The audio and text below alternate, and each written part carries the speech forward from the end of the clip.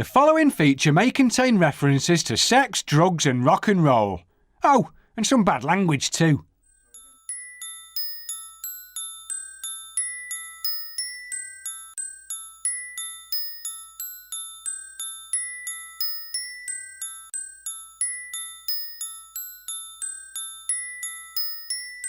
I was playing the final of Queen's, so 2 weeks before Wimbledon. It's the big sort of grass court warm-up tournament, and I'm playing Leighton Hewitt in the final.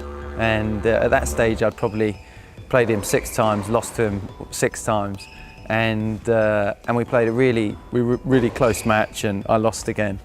And so I came off the court, and I was pretty gutted. And so I get back to the locker room, and so I had a racket bag that's got all my rackets in, and then a sort of kit bag that's got spare shirts, shoes, and so I sort of came back into the area that I've been changing, and I sort of dropped my kit bag, and then I got my racket bag, and I just launched it into the wall basically.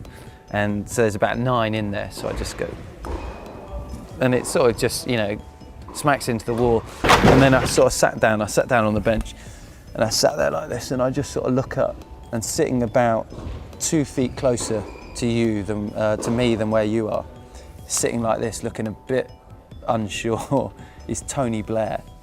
So I'm like, so I said to him, and I was like, oh my God, I said, you know, what are you doing here? And he was playing in a charity match after the doubles final, and I'd never met him, and he was obviously the Prime Minister at that time, and I'd met presidents of the states.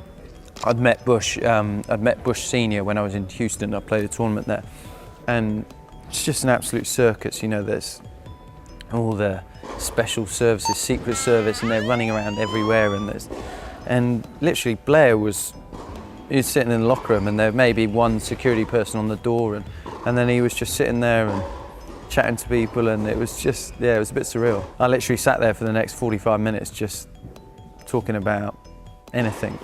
Tennis, sport, the press, family, whatever, and he was absolutely fantastic.